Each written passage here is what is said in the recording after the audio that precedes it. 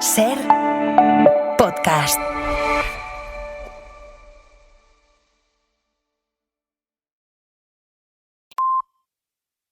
Hola a todos, ¿qué tal? Buenas tardes, bienvenidos al Deporte en la Ser. Las elecciones a la presidencia del Real Madrid avanzan en la semana entre varias impresiones. La primera, en general, es que es bueno que las haya, por fin, porque los requisitos para presentarse a la lucha parecían más bien fomentar una dictadura que una democracia. La segunda es que esos requisitos hacen que prime el dinero a la valía del candidato. No se requieren unos conocimientos especiales, sino una pasta especial para alcanzar el cargo. Lo tercero es que el socio solo tiene la opción de votar entre un pasado glorioso pero desgastado y un futuro que huele a pasado, con Raúl, pero con promesas de fichajes nuevos sin hacer en el ambiente. Y lo cuarto es que al llevarse las elecciones a Valdebebas en un día de papa, de concierto de Bad Bunny y de calor, son un poco un sí pero no. Aún así, celebremos que se vote y que se dé la palabra al dueño del club, que no será Florentino ni Riquelme, sino cada uno de los socios que intuyo que harán que gane Florentino, con el cambio de que ahora sí hay oposición, aunque sería un poco cambiar para que en el mando nada cambie. Las 3:01, comenzamos aquí a Ser Deportivos.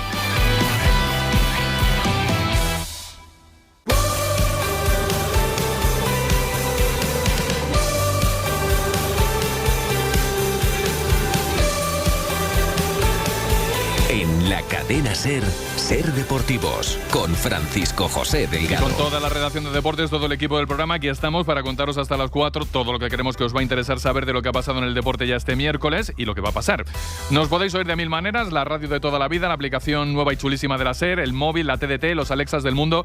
Cualquier manera nos parece genial para sentiros ahí. Si a la hora del programa te pilla con lío, pues luego nos escuchas después en Ser Podcast y fuera. En cualquier caso, gracias por escucharnos como sea en un día en el que las elecciones a la presidencia del Real Madrid, la verdad, ya empiezan a agitar en serio la actualidad. Hoy Riquelme va a hablar, creo, de Haaland y Florentino anuncia que el jueves cuenta un bombazo en forma de fichaje, aunque ya hay un anuncio oficial en la candidatura de Riquelme desde hace unos instantes y tiene que ver con Fernando Hierro. No tardo en ampliaros, aunque antes, este es el nuevo premio Princesa de Asturias de los Deportes fallado esta mañana. Le pega al argentino, vende el tope izquierdo.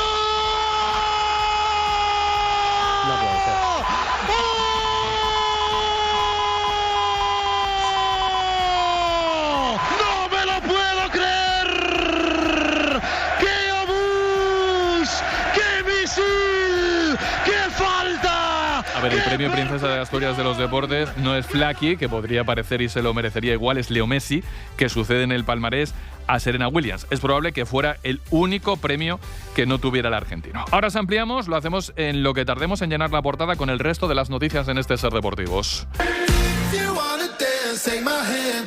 En donde el gran protagonista de las últimas horas es nuestro seleccionador Luis de la Fuente, que anoche pasó una hora con Manu Carreño y los nuestros en el larguero y dejó, entre otras, esta frase ambiciosa sobre el favoritismo de España en el Mundial. Ambiciosa, pero matizada. ¿Tenemos opciones de ganar el Mundial? Claro que sí. Nos sentimos capaces de conseguirlo, pero también que la gente tiene que entender que es muy difícil. Hay otras selecciones tan potentes, tan preparadas como la nuestra. Alemania, Inglaterra, Portugal, Brasil, Argentina, Países Bajos, Francia. Para mí es el Mundial en la historia con más candidatos reales a ganar el Mundial. Y entre ellos y nosotros no nos cortamos de decirlos desde el principio. Somos candidatos, somos favoritos. Ahora más de Luis de la Fuente de anoche, que estuvo muy claro, pero del protagonista la noticia. Ojo a esta.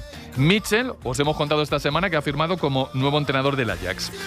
Puede que entre sus peticiones esté un jugador del Real Madrid. Antón Meana, muy buenas tardes. Buenas tardes. Eso dicen medios de máximo prestigio en España y en Europa. Hablan de una negociación avanzada entre Ajax y Real Madrid por Dani Ceballos. Los de Ámsterdam, con Mitchell de entrenador, pagarían, según esas crónicas, unos 6 millones de euros. La cadena Ser no lo desmiente, solo faltaba, pero tampoco lo puede confirmar porque fuentes directas nos piden mucha prudencia. Nos bajan directamente el suflé. Ceballos le dijo al club antes de vacaciones lo que él quería y en esa conversación no apareció el destino holandés. Él está muy tranquilo, eligiendo club para el año que viene sin prisa por firmar y, como digo, nos recalcan que sí que pueden estar negociando el Madrid y el Ajax, pero que no estaría próxima la firma del contrato. Estaremos atentos. También lo estábamos ayer hasta ahora del partido de cuartos de final de Roland Garros de Jodar ante Zverev, que nos acabó ganando. Pero con 19 años, en su primera aparición al madrileño que le quiten lo bailado. Estoy contento con el torneo que he hecho, con mi primera participación en París, pero bueno, soy consciente de que no porque haya llegado ahora a cuartos, eso significa que siempre vaya a conseguir estos resultados o mejores resultados. Lo que significa es que bueno, las cosas estoy haciéndolas bien, es mi primer año todavía en el circuito, tengo un margen de mejora yo creo que bastante grande y bueno, me quedo con eso. Este partido en la pista central, ¿no?, en París me da mucha experiencia y me permite pues saber lo que es ya jugar en una pista central, ¿no?, en un Grand Slam. La verdad, tenemos tenistas para presumir más allá de Alcaraz y eso mola todo. Y todo para presumir está hoy en Tenerife con su equipo de baloncesto que ayer ganó en el Palacio de los Deportes del Real Madrid. Y eso en unos cuartos de final le pone una victoria en 2 partidos de eliminar al equipo de un Sergio Scariolo que ya venía de una muy mala racha en la Liga. Yo no creo que tiene nada que ver las derrotas del partido de Liga, que como todos sabemos no tienen ninguna relevancia.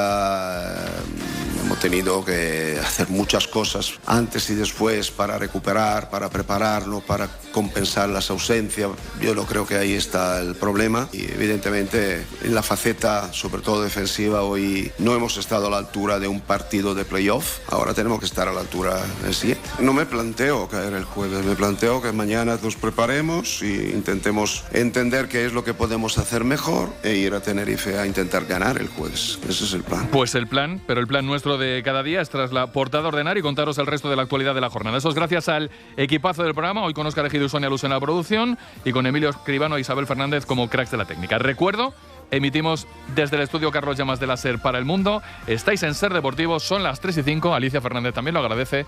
Vamos al lío ya. Sonido selección en la SER. Mañana España-Irak, partido amistoso en Riazor, primer escalón en la preparación de los nuestros de cara al Mundial. Último entrenamiento hoy, anoche Luis de la Fuente en el larguero.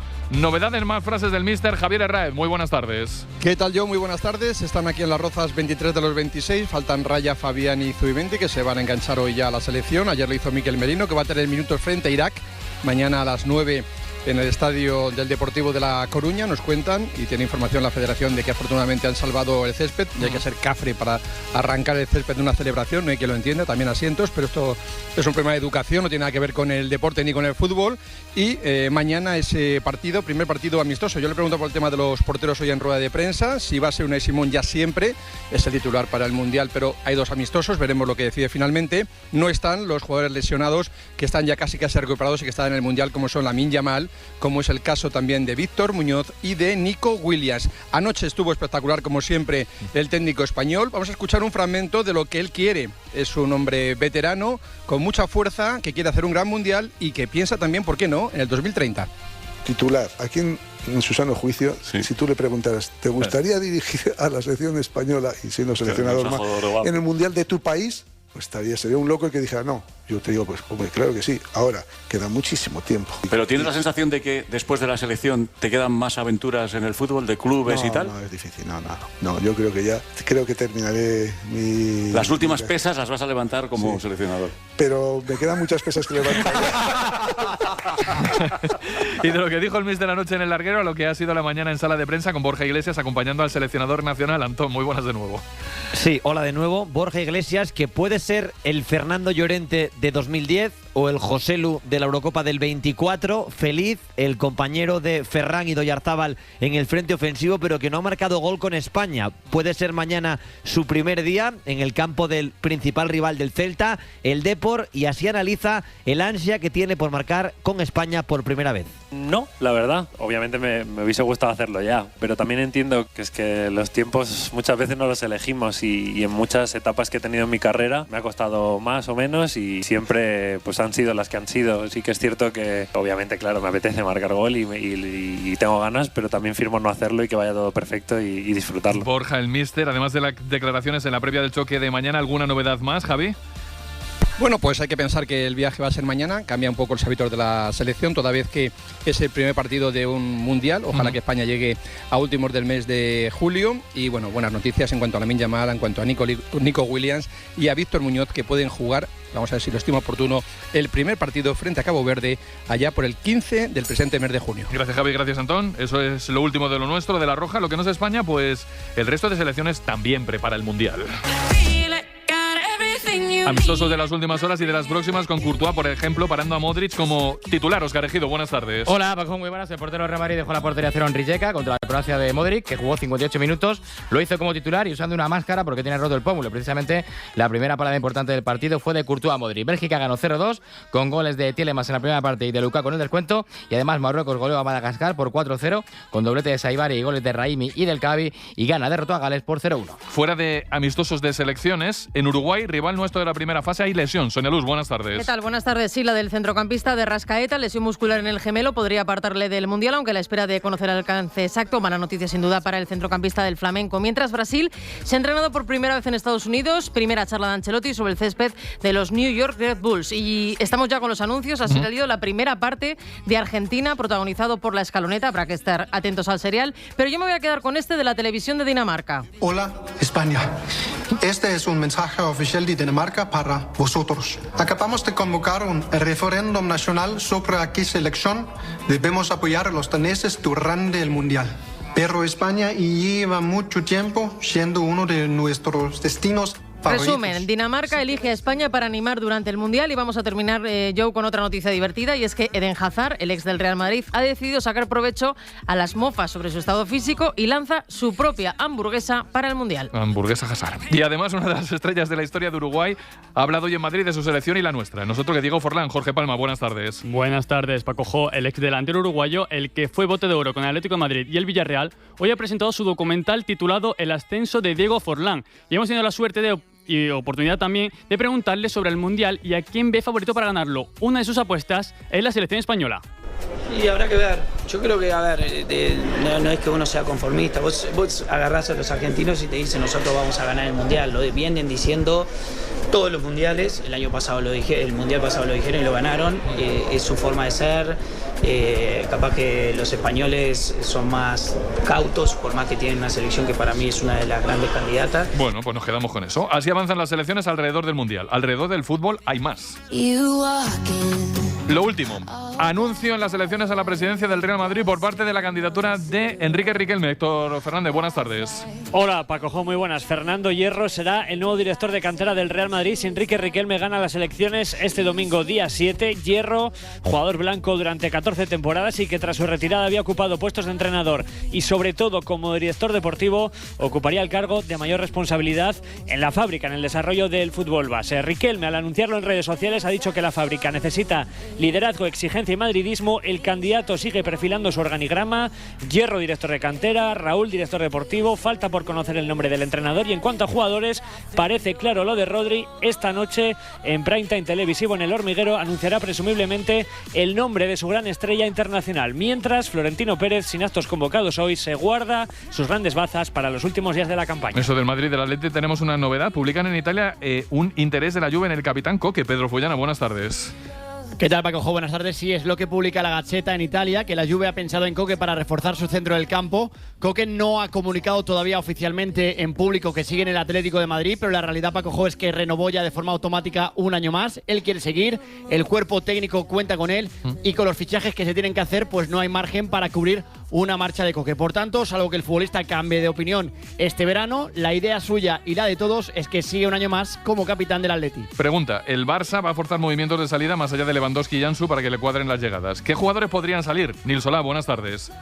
Hola, ¿qué tal, Paco Jo? Buenas tardes. Pues bueno, hay varios nombres claros, sobre todo los de Marc Casado y Rooney Bargi. Estos dos en principio tendrían que salir para que puedan entrar otros como, más allá de Julián, Bernardo Silva, y también el club escuchará ofertas si llega alguna importante para Jules Koundé, porque consideran que el año que viene Eric podría ser el lateral titular. Y en esas curiosidades de mercado os quiero contar lo de la cláusula menguante de Budimir, que estaba el año pasado y este año repetimos. Javier Laquidain, buenas tardes. ¿Qué tal, Paco Jo? Un clásico de cada verano en Osasuna y más en este, con el escaparate del Mundial para el delantero croata. Época de rebaja. Su cláusula de 20 millones de euros se reduce a 8 millones para Europa, 10 para clubes de fuera del continente. Fecha límite el próximo 1 de agosto, que vuelve a subir a 20. Y todo pese a su edad, camino de cumplir los 35 años el mes que viene, pero garantía de gol. Mínimo 16 en las 3 últimas temporadas, más de 80 en las 6 que lleva jugando en Osasuna. Un Budimir que acaba contrato dentro de un año y en la concentración de Croacia antes de partir rumbo a Estados Unidos reconocía que no se plantea salir, que está a gusto en Pamplona y en Osasuna. 4 de banquillos muy rápidas. La primera es que está a punto de ser oficial lo de Iraola y el Liverpool. La segunda es que podemos escuchar a Íñigo Pérez presentado ayer con el Villarreal. Xavi Isidro, buenas tardes. ¿Qué tal, Paco? Muy buenas, así es. Ayer fue presentado en la Cerámica en un acto marcado por la ilusión y la responsabilidad que asume el navarro en esta nueva etapa, acompañado por el presidente Fernando Roig. El ya exentrenador del Rayo se ha mostrado agradecido por la oportunidad y convencido de que encaja en la filosofía del club amarillo tras recibir una oportunidad que dice no podía rechazar. Uno no necesita mucho convencimiento para decir que sí a un equipo como el Villarreal, por lo tanto en el momento en el que surge esta opción uno no tiene ojos para nadie más. Opción lógica y aceptación lógica por parte de Íñigo Pérez. También lógica la aceptación de Mitchell, que la oferta, el contrato y su presentación con el Ajax. For me it's a great moment in my career. Jordi know me, Para mí es un gran momento en mi carrera. Jordi me conoce de mi rendimiento en España, hemos hablado de la filosofía del Ajax y la mía, de mi estilo y de cómo mi estilo encaja. My philosophy, my style, how my style work here. Y ya puestos, hablamos del futuro del banquillo del Getafe, que sigue pendiente de Bordalás, con nuevas reuniones. José Palacio, buenas tardes. Hola, ¿qué tal? Muy buenas, Paco. Ayer hubo una reunión, está prevista también otra en el día de hoy, porque todavía no se aclara el futuro del técnico alicantino, si va a seguir en esta temporada en Conference League del Getafe o si se va a marchar, como todo apuntaba antes de que terminara la temporada. No hay nada roto, nada firmado, siguen las reuniones y las negociaciones, eso sí, ambas partes, pero sobre todo el Getafe quiere que se termine ya cuanto antes y sepan si pueden contar con José Bordalás o tienen que buscar nuevo entrenador. Y cierro con la selección femenina de fútbol, que el viernes juega el enorme encuentro ante Inglaterra en Mallorca. Sonia. Sí, enorme por cartel y por trascendencia. En juego liderato de grupo en la clasificación para el Mundial. España tiene que ganar por 2 o más goles a las campeonas de Europa. Es difícil, pero no para este grupo. Lo dice la guardameta Catacol. Iba a decir vamos al polideportivo, lo digo ahora y en paz. En polideportivo, premio Princesa de Asturias de los Deportes para Leo Messi. Martín Gago, cuéntanos. Campeón del mundo de la Champions, 8 balones de oro, para muchos el mejor jugador de fútbol de la historia y ahora premio Princesa de Asturias de los Deportes 2026. Lionel Messi recoge el testigo de Serena Williams a sus 38 años y a las puertas de su 6º Mundial con Argentina. Es la 4ª vez que se otorga dicho galardón al fútbol, pero la primera vez a título individual. En 2002 lo ganó la selección de Brasil, en 2010 la selección española y ya en el 2012 Xavi Hernández e Iker Casillas de manera conjunta por encarnar los valores de la amistad y el compañerismo. Baloncesto y primeros partidos de 2 series de cuartos en el Rocha Arena. Valencia Surne Bilbao. Carlos Martínez, buenas tardes. Hola Paco, buenas tardes. Avisado esta Valencia Basket de lo que ocurrió ayer con las victorias de los 2 equipos peor clasificados fuera de casa, pero está otra vez en un gran momento el equipo de Pedro Martínez con 3 victorias en sus 3 últimos partidos de la semana pasada, que le han dado la segunda posición que repite respecto al año pasado. Hay algunas dudas físicas de varios jugadores, sobre todo de su estrella, de Jan Montero, con problemas en un hombro, y enfrente el equipo revelación de la temporada, el Bilbao Basket, que vuelve a jugar unos playoffs 11 años después, y en aquella última ocasión, en 2015, fue precisamente eliminado por Valencia Basket. Y después Baskonia Juventud. Kevin Fernández, buenas tardes. Hola Paco, buenas tardes. Llegan los vitorianos terceros con 6 victorias seguidas y los verdinegros sextos con 5 victorias en los 6 últimos partidos. Bajas de los 2 pivots. No está Jalifa Diop en el Baskonia, no está Ante Tomic en la Peña, que es la bestia negra del Baskonia, y es que le ha ganado en 7 de los 8 últimos enfrentamientos. Se va a entregar el premio de máximo anotador de la temporada regular a Lubao Bucabarrot en la previa a las 9, Buesa Arena, ese Baskonia Juventud. Ayer ganó el Barça en Murcia y sobre todo el Tenerife en Madrid, al que deja contra las cuerdas mañana sin margen de error si no quiere caer en cuartos. Y además en tenis, en Roland Garros, se completan hoy los cuartos de la competición masculina. Ángel García, buenas tardes. Hola Paco, juego sin Rafa Jodar y con mucho protagonismo italiano. Gerald Yasima abrirá el día frente a Cobolli en unos minutos y no antes de las 8:15 Berrettini se verá las caras con Arnaldi por una última plaza en semifinales. Eso sí, tendremos a un español en semifinales,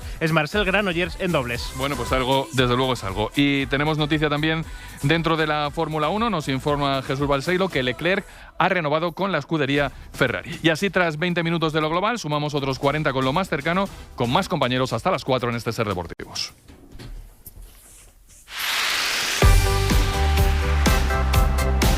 Se anuncian anuncios. Vamos, que las candidaturas a la presidencia del Real Madrid pisan el acelerador en la recta final de campaña. Voy a preguntarle a Héctor y a Antón Meana qué saben o qué intuyen. Bueno, de hecho hay una cosa, Héctor, que se sabe en la candidatura de Enrique Riquelme, que es una novedad de esta mañana, ¿no? Sí, de hace aproximadamente una hora, que Fernando Hierro será el nuevo director de cantera del Real Madrid, de la fábrica. Si Enrique Riquelme gana las elecciones del próximo domingo, se va perfilando poco a poco el organigrama de Riquelme. El lunes en el Larguero anunciaba que Raúl sería su director deportivo. Hoy que Hierro sería su director de la fábrica, falta el nombre del entrenador. Y en cuanto a jugadores, bueno, yo creo que ya todos damos un poco por hecho que Rodri es uno de sus 2 fichajes ya palabrados y el otro previsiblemente lo va a anunciar esta noche en el Hormiguero. Todo apunta, mucha gente apuntan, hay la mayoría que piensa, Antón, que ese otro es Erling Haaland. Sí, todo lo que no sea Haaland sería un bajón para el madridismo, que cree que lo que tiene es un compromiso con su representante, con Rafaela Pimenta, que le permitiría anunciar eso, ¿no? Unas conversaciones con Haaland. Florentino está esperando para ver qué anuncia Riquelme en el Hormiguero y mañana poder destapar nombres. Hemos contado en las últimas horas lo de Konaté, tú lo avanzabas ayer a esta hora, lo de Dumfries, que no me parece que sea el fichaje más florentino de los que suenan en la campaña. Dicen que está más vinculado a una petición de José Mourinho. El Madrid sí que estaba buscando lateral derecho desde la salida de Carvajal, pero fíjate, Paco, que había ofrecimientos más de andar por casa, como el de Ratiu, del Rayo, casi para que fuera el Fran García de la derecha, porque el Madrid el objetivo que tiene es que el titular sea Alexander Arnold, que para algo se le fichó el año pasado y ha tenido mucho más protagonismo de Carvajal en igualdad de condiciones físicas. Pero ayer avanzaban compañeros en Italia lo de Dumfries, y contaba Carreño por la noche en el Larguero que sí que está bastante avanzado que pueda venir Dumfries al Madrid por 25 millones de euros, pero creo que no sería un anuncio de Florentino Dumfries, y la política es que Mourinho es el entrenador y ya se ven fichajes que tienen claramente el toque del portugués en la planificación del curso que viene. Tengo una pregunta que me va a llegar a la concentración de Portugal premundial. Atención, seguidores del Real Madrid. Vitinha.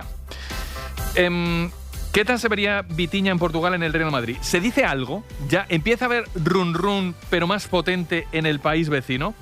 Lisboa, oráculo de ser deportivos en el fútbol portugués y compañero de Antena 1. Luis Cristóbal, hola, muy buenas. Hola, es verdad. Vitinha en Madrid es una posibilidad que se hable en Portugal. Después de ganar la segunda Champions y de se poner como otra vez una hipótesis para ser el mejor jugador del mundo en el próximo Ballon d'Or, Vitinha también buscará estar en una liga donde pueda mostrar más de su fútbol. El problema aquí, para mí, es el entrenador, porque lo que tiene Vitinha con Luis Enrique en París no lo va a encontrar en Madrid si el entrenador es José Mourinho. Así que creo que Vitinha, por mucha voluntad, por mucho deseo que tenga de irse a un gran club, va a mirar también quién es el entrenador, qué estilo de juego va a encontrar, porque para ser el mejor del mundo también tendrá que tener un entrenador que respete y que promueva su manera de jugar. Gracias, Luis. Solo voy a decir una cosa. Antón, el agente de Mourinho, ¿te sabes quién es? Sí, Jorge Méndez. ¿Y el agente de Vitinha, te sabes quién es? De apellido Méndez y de nombre Jorge. ¿En serio creéis que Jorge Méndez no va a poner en Mou a su mejor jugador si fuera posible?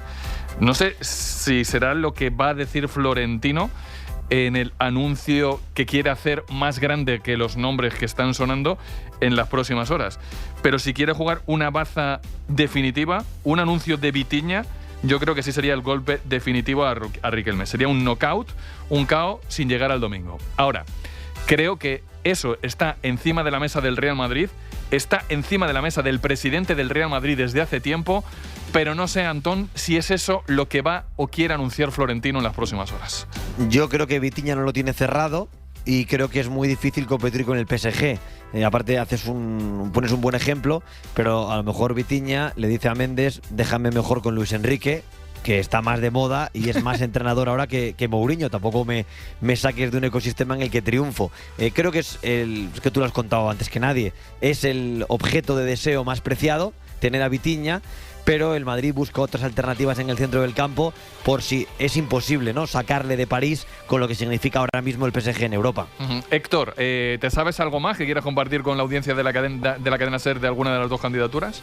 Bueno, que mañana, como ha dicho Antón, es el día señalado para que Florentino Pérez lance algún nombre, efectivamente esperando a ver qué anuncia hoy Riquelme en el Hormiguero, si es Haaland o si es otro, y muchísima actividad para coger las sedes electorales, votando por correo muchísima gente que, por ejemplo, el domingo bueno, tenía ya previsto irse de fin de semana. Al final es lo que tiene haber convocado unas elecciones con tan poco margen. O, por ejemplo, gente que vaya a acudir a la misa o los eventos diferentes que va a protagonizar el Papa León XIV por las calles de Madrid. Así que mucha actividad esta mañana mismamente, también esta tarde, en las últimas horas en las sedes electorales. La gente votando por correo. Va a haber, yo creo, una alta participación en las elecciones del domingo. Misa, concierto, votación. Hay muchas cosas que hacer para el socio del Real Madrid un domingo del mes de junio. Que no sé si decirlo o no, porque es una cosa que me está pasando por la cabeza desde hace tiempo, pero es que esto de que los anuncios sean conversaciones, posibilidades, etcétera, etcétera, bueno, claro, yo entiendo que no puedan decir tengo atado a, pero si no tienes atado a, el anuncio es un poco, bueno, si mando y luego llego y no llega ese jugador, yo no dije que iba a llegar. Yo dije que tenía un compromiso de que en este Real Madrid o en mi equipo quería que jugaran, pero no ha podido ser. Entonces, bueno, digamos que yo estaba acostumbrado a elecciones a la presidencia de los clubes de otra manera. Ahora las maneras son estas y son las que hay, pero entiendo que al socio le ilusione menos una posibilidad que un compromiso. Pero Riquelme, que a mí no me pareció el otro día farolero en el larguero, él viene a decir que si él gana, Rodri juega en el Madrid. No dice que tenga el acuerdo firmado, pero por ejemplo con Rodri no me parece que sea ambiguo. Él dice, si yo presido el Madrid, Rodri jugará en el Madrid. Y luego otro que le queda por guardar cromo y sacar de aquí al fin de semana es el entrenador. Sí. Que ahí lo tiene complicado. Yo creo que la vía Arteta, por ejemplo, que ha salido, creo que Arteta no te hace ganar unas elecciones. Al menos al socio madridista que yo conozco, Arteta le deja bastante frío. Yo también lo creo. Pero bueno, vamos a ver cuáles son los anuncios de las próximas horas, porque creo que entramos en las 24-48 horas decisivas en cuanto a los anuncios deportivos de las dos candidaturas. Estaremos pendientes. Hoy ya sabemos que es oficial, que es cierto lo de Fernando Hierro con la candidatura de Riquelme, como antes era lo de Raúl. Estoy esperando realmente qué es lo que tiene que decir Florentino en el capítulo deportivo, que estoy seguro de que no va a ser una cosa así regular de andar por casa. Bueno, estoy seguro, ya no estoy seguro de nada, creo. Gracias, Antón. Gracias, Héctor González. Buenas tardes. Hasta luego, un abrazo. Por cierto, el Leverkusen ha rechazado la candidatura de Arbeloa para entrenarlo, que mientras Xabi Alonso está en el Chelsea ya, me parece que Arbeloa va a tener bastante difícil encaje fuera del Real Madrid. Y voy a ser elegante con Arbeloa en el fracaso. Entre tanto, en el Atlético de Madrid se está pendiente de la decisión de Bernardo Silva, que es una guerrita más con el Barça, que no sé cómo encara el Atleti, Pedro Fullana. Pues encarará de una manera que no voy a saber ahora, ¿vale? Que la vamos a saber después, porque Pedro Fullana en breve nos va a contar. Pero hemos tenido, por ejemplo, en Madrid a Diego Forlán, que además de la selección ha hablado, como es delantero del Atlético de Madrid, Jorge, sobre Julián, ¿no? El uruguayo se ha mojado sobre el culebrón Julián. Ha dicho que nadie es imprescindible dentro del club, y más como un club como el Atlético de Madrid, que son jugadores profesionales y tienen que defender el escudo que les toque. No hay nadie indispensable, lamentablemente, en esta vida.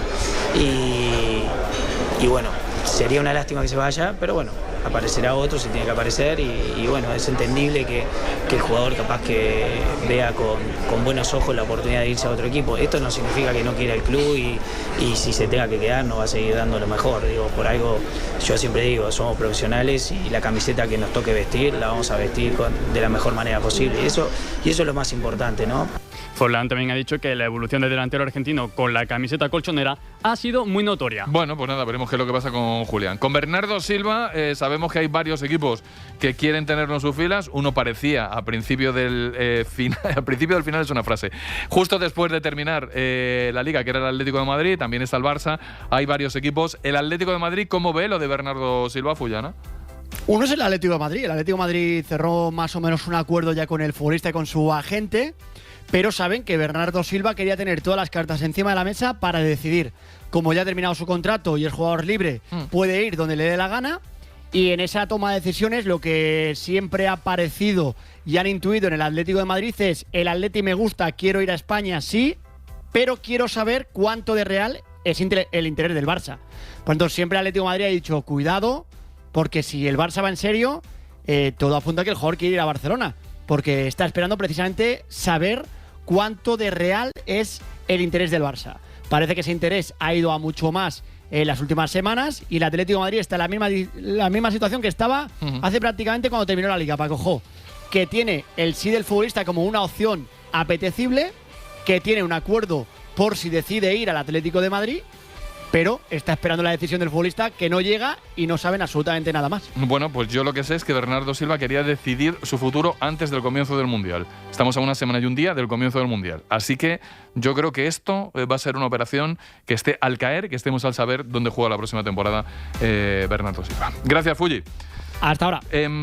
Está durando poco tiempo eso. Tiempo está durando también la negociación Getafe-Bordalás, que va dejando reuniones en los últimos días, José Palacio. Y pullitas yo creo que entre ambos, antes de terminar la temporada, porque acuérdate. Y durante. Sí, bueno, durante ha habido muchas, pero antes del último partido de Liga ante Osasuna, el presidente Ángel Torres con los compañeros de Radio Marca, con nuestro compañero aquí en la radio Sergio Torres, dijo que antes del viernes, es decir, antes del partido, se iba a saber su futuro. Sí. Pues bien, ya han pasado prácticamente 2 semanas de que terminara la Liga y todavía no se sabe si Bordalás va a continuar o no en el Getafe. Ayer hubo una reunión de los agentes de José Bordalás con Ángel Torres y con Toni Muñoz, el director deportivo. Está prevista otra en el día de hoy y lo que quieren todas las partes es que se resuelva cuanto antes, ya sea para continuidad en el Getafe, algo que yo hubiera descartado, Paco Jo, hace 2 meses. Y yo. Pero está cercano. Pero parece que el tema económico es un poco lo que ahora aleja a ambos.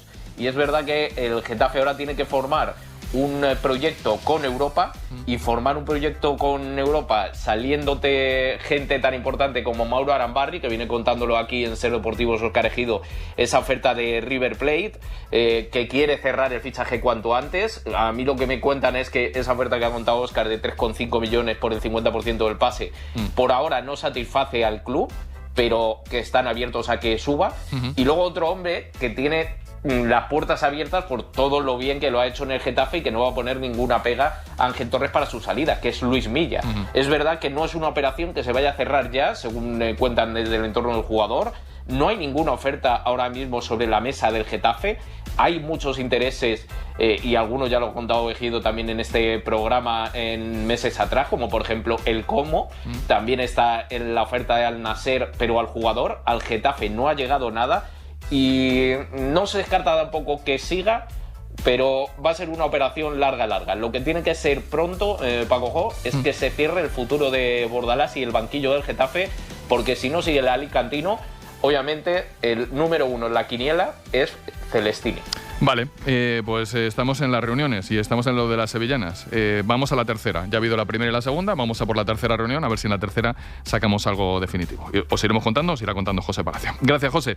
Un abrazo. Un abrazo. Y tengo también que hablaros del casting del banquillo del Rayo Vallecano. El casting que era de 3, que va de 2, y creo que casi hay un favorito para el banquillo que os va a sonar, Óscar. Los 3 nombres del casting los contaba José Palacio el viernes en el Larguero con Yago de Vega. Eran Yago Arrasate, Carles Martínez Novel y Beñat San José. Se han unido Raúl Martín Presa de David Cobeño con los 3, pero ya hay uno que está descartado, porque esta mañana Beñat San José ha renovado con el Eibar, ha firmado hasta 2027, así que hoy esa lista de 3 se reduce solamente ya a 2, y me consta que la reunión con Yago Arrasate fue muy bien, por lo que sería Yago Arrasate el que podría estar en la pole para firmar con el Rayo. Qué bonito es esto de que los compañeros se citen entre sí. Óscar Ejido cita a José Palacio en el Larguero, José Palacio cita a Óscar Ejido en los días anteriores, que queda muy chulo cuando los compañeros se llevan bien, como es el caso. Y cuando no se llevan bien, pues también mola mucho citar. Y me queda el Madrid de baloncesto. Tropiezo gordo ayer en cuartos de la ACB ante el Tenerife, y es de gordo que ya el Madrid de Sergio Scariolo en la ACB en los cuartos no tiene margen de error, Marta Casas. Es gordo, Paco Jo, y te diría que incluso inesperado, sin quitarle ningún mérito a la Laguna Tenerife, con un Jaime Fernández desatado y absolutamente decisivo. 97-98 fue el resultado. El Real Madrid, que parece que no ha regresado mentalmente todavía de Atenas, ganaban por 7 a falta de 40 segundos de partido. Debutó un aceptable Sissoko, Jurseven sumó más minutos, con Lyles por momentos apareciendo, Gaby Deck y Feliz, que fueron de los más atinados, en un duelo que terminó siendo para olvidar para el Facu Campazo, con un 0 de 8 en triples, con 5 pérdidas, con Ezoña también errático, fallando en la última oportunidad, en los últimos segundos para el Real Madrid, después de ese triple agónico de Jaime Fernández. El Real Madrid que se queda en el alambre después de la primera derrota contra el Club Baloncesto Canarias, y así lo hablaba de ello Scariolo después del partido. No me planteo caer el jueves, me planteo que mañana nos preparemos e intentemos entender qué es lo que podemos hacer mejor e ir a Tenerife a intentar ganar el jueves. Ese es el plan. Si llegar a ser a un puñado de segundos de ser campeón de Europa, te tiene que hacer desmoralizar, yo creo que iríamos mal también, ¿no? Porque ha llegado a ser, contra todo pronóstico, a un paso de ser campeón de Europa. Yo creo que eso te tiene que dar confianza y evidentemente en la faceta, sobre todo defensiva, hoy no hemos estado a la altura de un partido de playoff. Ahora tenemos que estar a la altura del siguiente. Lo que es la vida. Hace una temporada, a estas alturas, a Chus Mateo lo querían matar desde dentro y fuera del club. Chus Mateo acabó ganando la Liga y fue destituido. Ahora estamos ante la posibilidad, que veremos si se da o no, que yo creo que el Madrid tiene mucho que decir todavía en esta Liga, de que pueda pasar un año en blanco Sergio Scariolo con un presupuesto, con unos refuerzos mucho más potentes que lo que tenía Chus Mateo. Las cosas cambian mucho en un año y al hombre que se denostaba ahora se le echa de menos. ¿Algo más, Marta? Bueno, veremos qué termina ocurriendo en el partido. Paco, para que nos hagamos una idea, son 6 derrotas seguidas del Real Madrid en la CB. Hace exactamente un mes, hoy, de la última victoria. Mañana un nuevo partido, en este caso en Tenerife. Si gana el equipo de la isla, el Real Madrid quedará eliminado. Si consigue la victoria el Real Madrid, el sábado en el Palacio se volverán a encontrar en el que pinta a duelo decisivo. Y fíjate, tú dices lo que es la vida, pues fíjate lo que es la vida, Paco. El Real Madrid, que se ve en una situación en la que hacía mucho tiempo que no se veía. En 2008, hace 18 años, el Real Madrid también terminó primero en la fase regular y se vio en el mismo agobio. El Unicaja de Málaga consiguió la victoria como octavo clasificado, robando el factor cancha. Terminó por eliminar a los madridistas. El Unicaja de Málaga, que por aquel momento lo entrenaba Sergio Scariolo, contra el Real Madrid de por aquel entonces Joan Plaza. Han pasado muchas cosas en estas últimas horas en lo cercano y por eso hemos hecho desde las 3:20 hasta las 3:37 sin pausa todas las noticias cercanas. Pero hay más todavía que contaros con más protagonistas en este Ser Deportivos.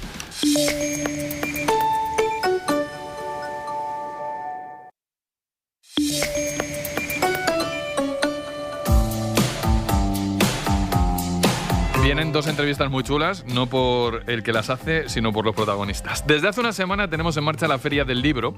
En ella podemos encontrar ejemplares de todo tipo, de toda temática. Y desde hoy vamos a asomar uno deportivo y muy personal, Óscar Ejido. Se llama El fútbol al rescate, lo ha escrito Julián Calero, el técnico que, por ejemplo, estuvo en el Mundial de Moscú, asistente de Fernando Hierro en nuestra selección española, ahora que empezó el Mundial. Un hombre que antes era policía, antes de ser entrenador, que estuvo en el 11M, que estuvo en la Dana y que esta tarde a las 7:30 en la Casa de la Cultura de Parla presenta un libro que trasciende, pues yo creo que más allá de la vida del fútbol y de policía, sino que lo que quiere es explicar el camino y el sentido que tiene ese camino. Bueno, pues eso es el libro que presenta esta tarde Julián Calero, que por cierto está sin equipo y que habrá que buscarle un banquillo para la próxima temporada. Autor, Julián Calero, escritor, buenas tardes. Buenas tardes, no, escritor no. Escribir un libro no significa ser escritor. No. Escritor es aquel que tiene un don para generar algo donde no lo hay, una historia, una aventura, algo.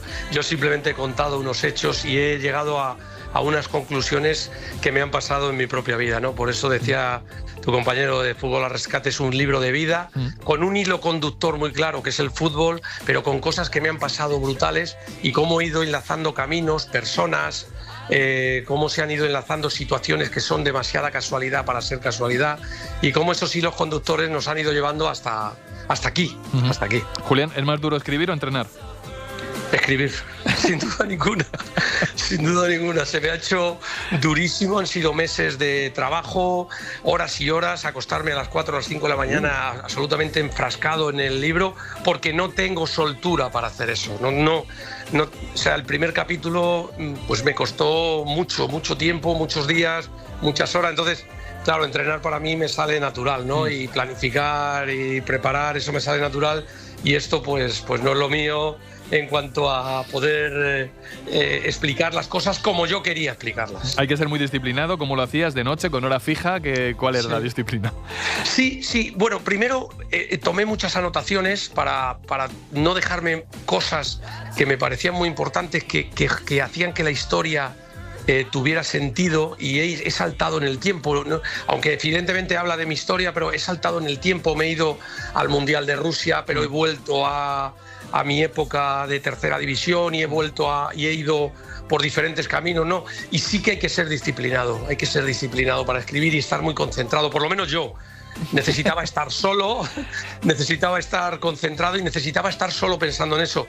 Mi mujer dice que soy hombre y que solo puedo pensar en una cosa, efectivamente, lleva razón. Total, me pasa a mí. y cuando estoy entrenando no puedo hacerlo, y ahora pues he aprovechado este parón que ha sido no buscado para poder acabarlo, porque era una terapia, para mí ha sido una terapia que después de 20 y tantos años ya pueda ver las imágenes del 11M y pueda, porque lo tenía ahí una bola, y el libro nació por ser una terapia que me curara, entre comillas, de aquel shock que tuvimos y que durante tantos años llevé encima, y que encima no fui capaz de pedir ayuda y fue un error. Ahora, cuando me la dieron, es cuando me he podido liberar. Te entiendo perfectamente. Esa semilla ha germinado ahora, pero ¿cuándo se plantó? Es decir, ¿en qué momento sientes tú la necesidad de decir, pues mira, voy a plasmar mi historia en un libro? Pues más o menos por el año 2020, más o menos, en el aniversario del 11M me di cuenta que no podía ver las imágenes. Se lo comenté a un amigo mío, psicólogo, íntimo amigo, y me dijo que eso era una herida abierta y que había que curarla, ¿no? Y entonces ahí es donde surge la idea de escribir ese capítulo, nada más, pero aquello se va lanzando, veo que tengo muchas cosas que poder compartir, he tenido un tumor, he tenido una posibilidad en un avión ruso que se estrelló 2 días después de cogerlo nosotros, hemos estado en la Dana, hemos estado cerca del abismo en unas cuantas veces, pero también ascensos increíbles, liderazgo de equipos en dificultades, un Mundial, Champions League, y digo, todo esto juntado, vamos, y la editorial Atticus pues vio la posibilidad de que fuera algo bonito de poder contar, y entonces pues nos lanzamos a hacerlo. Me lancé a hacerlo tomando notas, pero no he podido arrancar. De hecho, nadie se esperaba que lo terminara, ni la propia editorial, porque solamente me arranqué cuando yo me encontré con fuerzas y cuando solamente tenía que pensar en eso. Intuyo que el primer capítulo que hiciste es el del 11M o... Sí. Y además va el primero del libro porque es impactante. Además lo he contado en 2 voces con Rodrigo Pérez, que es el periodista del Diario de Burgos, que fue el que me ayudó a poderlo contar porque no me salía nada, no me salía del interior de mis entrañas, y él me ayudó a eso, más la ayuda del psicólogo, y ese es el primer capítulo que es impactante, es brutal por lo que sucedió y por de dónde vienen algunas cosas, y después la intuición que tuve que tener en un determinado momento con la segunda bomba que salvó a mucha gente, que tuvimos que tener mi compañero y yo, y que se pudo estallar de forma controlada, porque esa estaba preparada para hacer más daño aún. Y bueno, pues todo eso está contado en ese primer capítulo, y después bajo a mi infancia para ver de dónde viene esa intuición de mi barrio de Parla, donde había que andar muy espabilado había que andar, y donde el fútbol era nuestro catecismo, era fútbol por todos los lados, y el fútbol me rescata a mí de haber caído en otras cosas. Por tanto, yo rescaté a gente, el fútbol me rescata a mí, y de ahí que viene ese juego de palabras de fútbol al rescate como título del libro. Fútbol al rescate, que hoy te van a rodear. He visto un montón de buenos amigos en Parla, ¿no?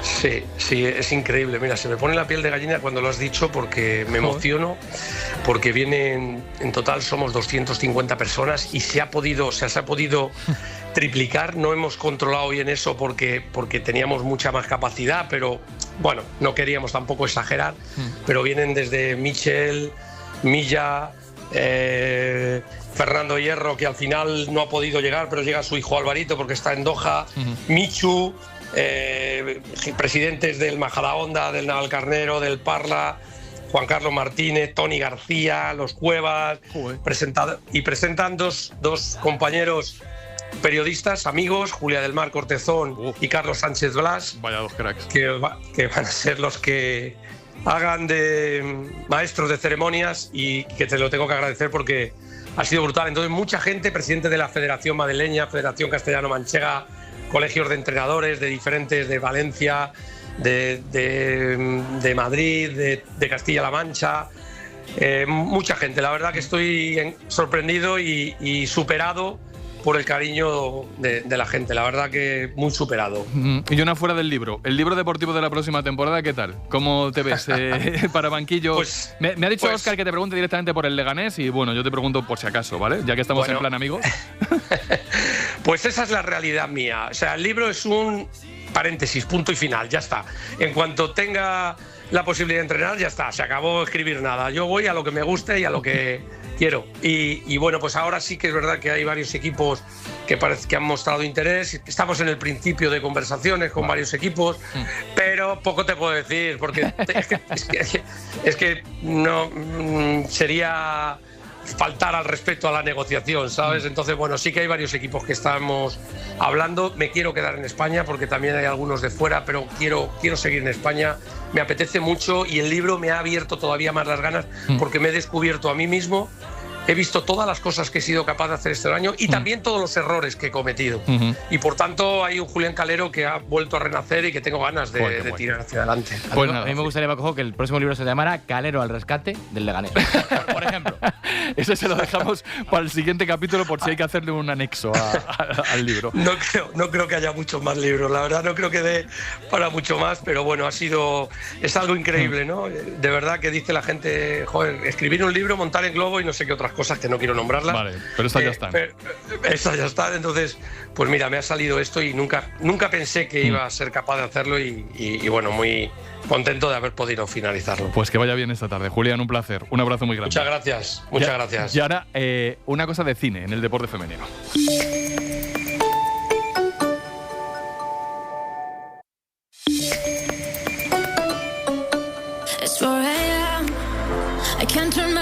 Pues como sabéis, hoy es día de deporte femenino en este Ser Deportivos, como miércoles que es, y la verdad es que nos viene de cine, nunca mejor dicho, porque el próximo día 12 se estrena en cines una película que llega dispuesta a recordar un pasado no muy lejano, aunque la verdad podría sonarnos al Pleistoceno. Es la película Pioneras, solo querían jugar, una ficción basada en los orígenes del fútbol femenino en nuestro país, año 1970. La sección femenina se creó para incluir a la mujer en el servicio a la patria. Quiere estar a lo que tiene que estar. Pero ¿cuál es el mejor servicio que puede hacer una mujer por su país? ¡Nati! Ser esposa y madre. No quiero que juegues al fútbol, ¿entendido? Ser el ángel del hogar. Ese es nuestro orgullo y nuestro honor. Estoy montando un partido de fútbol. Necesitamos algo distinto, te lo dije. Ahora hay que buscar a la jugadora. Bienvenida a la primera selección española de fútbol femenino. Que hoy no importa quién gane o quién pierda, sino que vean de lo que sois capaces. ¡Vamos! ¿Qué pasa? ¿Que un promotor deportivo de medio pelo le puede hacer frente a la Federación de Fútbol? Qué ganitas, ¿eh? Tenemos el placer de contar en Ser Deportivos con la directora y co-guionista de la película aquí en los estudios de la cadena SER, Marta Díaz de López Díaz. Hola Marta, muy buenas. Hola, muy buenas. Sin destripar, sin hacer spoiler, ¿qué nos vamos a encontrar cuando veamos Pioneras? Bueno, pues se van a encontrar la gente, ¿no? La historia de estas primeras mujeres que a inicio de los años 70 empezaron a jugar al fútbol teniéndolo todo en contra, la verdad. Yo creo que es una historia muy emotiva, divertida, que nosotros hemos querido de alguna manera homenajear la vida de estas pioneras que de alguna manera abrieron camino para el momento no tan bonito y tan dulce que está viviendo el fútbol femenino actual. ¿Por qué Pioneras? ¿Cómo llega a ti esta historia y por qué decides ponerte al frente del proyecto, Marta? Pues mira, la idea del proyecto me la propone el productor Jesús Ullet, porque yo realmente no conocía la historia de estas pioneras y realmente es una cosa que desde cuando fui descubriendo lo que habían vivido estas mujeres me daba como mucha pena no conocerla, ¿no? Y esa es también una de las grandes motivaciones personales con respecto a la historia, que es que el gran público conozca lo que estas mujeres hicieron sin ser conscientes en su momento de lo que suponía que ellas jugaran, pero con un valor histórico en la actualidad. ¿Llegasteis a hablar con las auténticas pioneras, con Carmen Arce, con Cubalita, Isabel Fuentes, Ana Seijo, Concha Mancio? Si es así, ¿qué os contaron? ¿Y qué pudisteis utilizar para la peli, Marta? Pues mira, tuvimos la suerte de poder entrevistarnos con algunas de ellas y también con Rafael Muga, que era el joven promotor deportivo que las acompañaba. Y bueno, para mí y para Cebina Guerra, que es la co-guionista de la historia, fue súper importante tener sus vivencias, ¿no? Para mí lo más importante era saber cómo habían vivido ella, todo aquello que yo me podía documentar, ¿no? De los hechos históricos, pero cuáles eran sus vivencias personales, cómo lo percibían. Y era una cosa muy bonita porque ellas eran unas chicas tan jóvenes que no eran conscientes en ese momento de lo que suponía que en esa época ellas estuvieran jugando al fútbol. Fíjate qué salto, ¿eh? Estamos hablando de los años 70 del siglo pasado. En 2026 estamos acostumbrados de hablar de los éxitos actuales del fútbol femenino, pero ¿tú crees que todavía conocemos poco a las mujeres que abrieron este camino y que son las protagonistas de tu peli? Sí, creo que la conocemos poco. Creo que esta película también se plantea como un homenaje cariñoso a lo que ellas vivieron y ya te digo que yo parte de la vocación de la película es que el gran público pueda conocer su historia, reconocerla y tener muy en cuenta de dónde venimos. Estoy intentando hacer una entrevista sin hacer spoiler para que la gente vaya a ver la peli, ¿vale? Pero ¿qué descubriste durante la documentación que te sorprendió especialmente sobre aquella época y que te llevó a decir, madre mía? Pues descubrimos muchas cosas, ¿no? Muchas cosas. A mí me sorprendía que en un pasado tan reciente, al final, bueno, son 50 y tantos años, ¿no?, lo que han pasado, pero a mí lo que más me sorprendía y lo que más me llamó la atención quizá era la mirada. Había muchas imágenes, noticias de los nodos de ella, ¿no?, de algunos partidos, y la mirada de los comentaristas me temo lo peor. Era muy tremenda, era bastante... Bueno, te hacía consciente de la época, ¿no?, del machismo de la época y de cuánto has avanzado y de cuánto hay que seguir avanzando. Claro, es una historia sobre el fútbol femenino, pero no solo, porque también, Marta, supongo que es una historia sobre el lugar de la mujer en la España del franquismo. ¿Es más una historia de fútbol o una historia de lucha por la libertad? O las dos cosas. Las dos cosas, pero yo siempre me planteé que esta historia, la excusa era el fútbol para hablar precisamente de lo que tú comentas, ¿no? De todo el camino que la mujer ha tenido que recorrer en la conquista de los derechos propios en muchos ámbitos, no solo en el deportivo, sino en el laboral, en el afectivo. Yo creo que la historia de esta chica nos permitía hablar de muchas más cosas, ¿no? Y yo creo que eso es lo que hace interesante la película. La película obviamente tiene deporte, pero tiene emoción, tiene reivindicación, también tiene puntos de humor. Era importante evitar que fuera únicamente una historia de denuncia. ¿Tú querías llegar a algo más?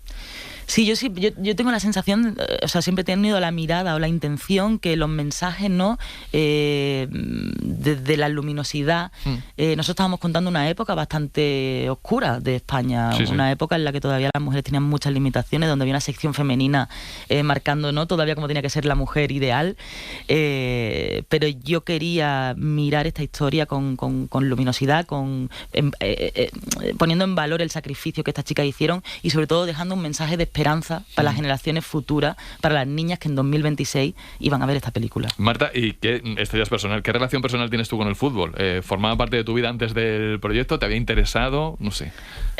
Yo he mirado mucho hacia atrás con esta película porque a mí de pequeña en el colegio sobre todo me gustaba mucho, pero mucho jugar al fútbol y jugaba en todos los recreos y era la única niña que jugaba al fútbol, ¿no? Y también me llevaba de hecho fue una de las cosas que me conectó con la historia. Y una cosa bonita que es que los mismos insultos que habían recibido las pioneras en los 70 lo había recibido yo en los 90 y lo habían recibido las actrices que las representan en la actualidad, que son chicas jovencísimas de 20 años y también habían recibido los mismos insultos, ¿no? O sea, que nos queda mucho por avanzar, incluso, ¿eh? No, desde las pioneras a lo que tenemos, que es mucho mejor que las pioneras. Te das cuenta de que todavía... te das cuenta de que esta película es necesaria en 2026, ¿no? Que es una de las cosas que podíamos pensar, si venía a cuento. Y con todo lo que nos hemos encontrado, nos damos cuenta que sí, que es necesaria y que sobre todo hay que seguir lanzando ese mensaje de que hay que seguir avanzando y luchando porque la mujer siga teniendo y pueda tener aún más igualdad de la que tiene. Ya que te has puesto, Marta, no sé si te apetecería hacer una película sobre el Mundial que ganó España en 2023 y todo lo que pasó con Rubiales. No sé si ha pasado por tu mente o no. Hay muchas etapas del fútbol. Nosotros, fíjate que con la película estamos contando una etapa muy pequeñita, son 1 año y medio, 2 años de la historia. El primer equipo, la federación no acepta el fútbol femenino hasta el 81, nosotros nos quedamos en el 72. Desde el 81 hasta la actualidad, o sea, realmente hay muchas películas que hacer sobre la historia del fútbol femenino. Yo creo que sí que podría dar. Está guay. Voy a terminar, ya que los dos hemos jugado al fútbol de alguna manera, jugando preguntas de primer toque, de pared, ¿vale? Tengo 4. ¿Qué te gustaría que sacara de la película una niña que juega al fútbol ahora y que se va al cine y ve tu peli? Mira, fíjate, yo creo que me gustaría que sacara la idea de comunidad, la idea de que no estás sola, si no ha tenido la suerte de dar con un equipo femenino, la idea de que somos muchas a las que nos gusta el fútbol, que es una cosa que yo cuando era pequeña no sentí. Segunda pared, ¿qué te gustaría que dijeran de tu película las auténticas pioneras? ¿O qué te han dicho si la han visto? Sí, la han visto y se han emocionado mucho y me dijeron una cosa muy bonita, se habían reflejada y sobre todo me dijeron una cosa muy bonita que era que llevarían a sus nietas a verla. Ostras, qué chulada, ¿eh? Eso te debía hacer una ilusión que no veas. quedas, Marta? Me quedo con eso porque es un poco el premio, la verdad. ¿Y qué crees que le puede gustar de la película a las estrellas de ahora? Es decir, tú sitúate, se pone Alexia Putellas o Aitana Bonmatí o Vicky López viendo la peli. ¿Qué crees que van a sacar de esa película? Bueno, lo primero, ojalá puedan verla. ¿Y por qué no? No, que tengan la oportunidad de verla, porque son personas muy ocupadas. Pero yo creo que la importancia de los referentes. Nosotros hemos crecido sin referentes de jugadoras que ahora las niñas sí que tienen en estas cracks del balón, ¿no? Pero saber de dónde venimos y saber que teníamos unos referentes que no habían llegado a nosotras. Y la última pared es, cuando el público en general salga del cine a partir del día 12 de ver Pioneras, ¿cuál es la emoción o la reflexión que te gustaría dejarles, Marta? Yo te digo que es una película que creo que atraviesa muchas emociones, pero la principal es la parte más emotiva de la película. La película acaba, ya te digo, con mucha fuerza y con una sensación de que se puede. ¿Cómo son los días antes de un estreno?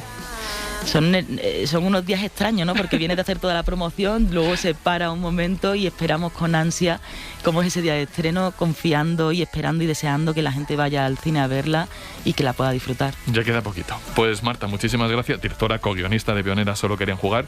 Que vaya fenomenal la película. Muchísimas gracias por pasarte por los estudios de la cadena SER y hacer una entrevista en un programa de deportes que nos ha quedado de cine. Por lo menos por tu parte. Luego el presentador ha estado medio regular, pero bueno, tú genial. No, muchísimas gracias a vosotros, un placer estar aquí. El placer es nuestro. Hoy la sección de Ser Deportivos no puede ser mejor del deporte femenino. Es deporte y cine. Así que ya que nos escucháis, id al cine a verla. Vamos cerrando. Vamos cerrando contando que acaba de caer Sabalenka en Roland Garros, la cabeza de serie número 1, y que regresamos a las 8:30 con Gallego en hora 25 y a las 11:30 con Manu en el larguero. Mañana a las 3 más. Gracias por estar. Adiós.